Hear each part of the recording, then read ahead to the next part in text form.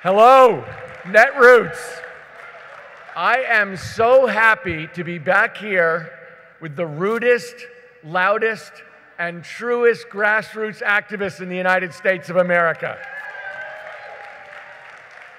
As somebody who's only been doing politics full-time for 5.5 years, I learned the most by doing.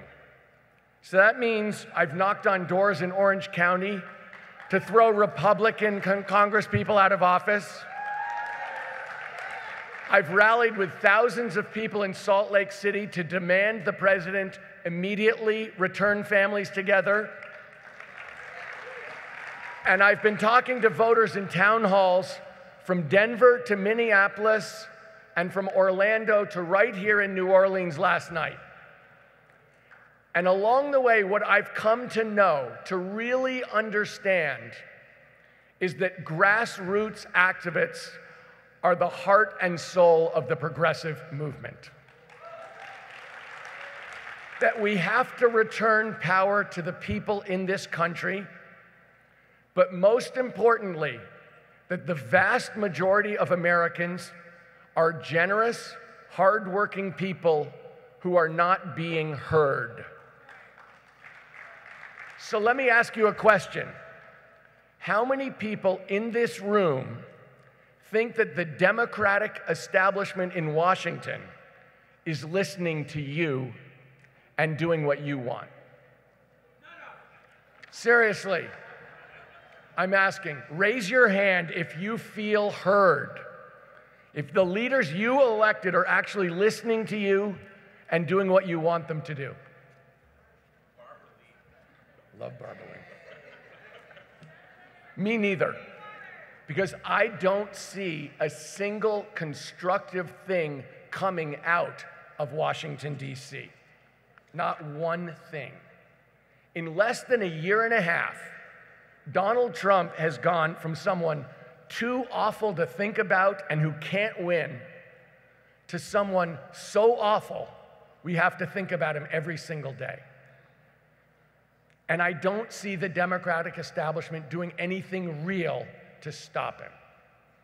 They're not willing to face a devastating and obvious truth about this president, that he is wildly corrupt, and that we are well past the threshold to kick him out of office. A lot of the people in the Democratic establishment will agree with me on those points in private. But when I ask them if they're willing to step up and take a stand, to act publicly, I get a lot of long-winded non-answers.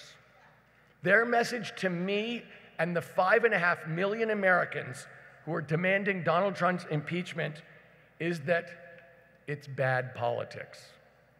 It's off message, and it will galvanize the Republicans. So my question for the Democratic establishment is, how corrupt is too corrupt for you? Getting unconstitutional payments from foreign governments to your personal companies, something this president does virtually every single day. Is that too corrupt for you? How about a $500 million loan from the Chinese government? What if 58 constitutional scholars identified 9 different grounds for removal? What if one of those grounds was public obstruction of justice? Would that be enough reason to take action? This man is in command of our nuclear arsenal, and he can launch missiles in under 8 minutes. We know that. Yet there is no sense of urgency among the Democratic establishment. Let me ask you guys a question. Do you think Donald Trump is unfit for office? Do you need to wait for Robert Mueller to tell you Trump is wildly corrupt? Then here's my message to you. If you cannot trust Mr. Trump to make judgments on social justice, about the health and safety of all Americans, or on democracy and the rule of law, and you cannot trust him, then you should join the movement of 5.5 million Americans who've had enough. Not just with Trump and Trumpism, but also by the attempt by Washington insiders to bury this uncomfortable truth that he needs to be removed from office. To you and to me and to millions of Americans, this is all pretty obvious. But not a single person in the Senate Democratic caucus has shown the common sense or the sense of right and wrong to support impeachment. Not one. In fact, there hasn't been a serious effort to introduce a motion for impeachment in the House since December. That's 8 months ago. The establishment Democrats are going to come here to speak to you guys because they want your support, but they won't take an actual step, a real move to rein in a reckless, dangerous, and lawless president. And I would say to these politicians, if you don't think impeachment is a good idea, if it's too divisive, then what's your plan? Next gen and need to impeach. We have a plan.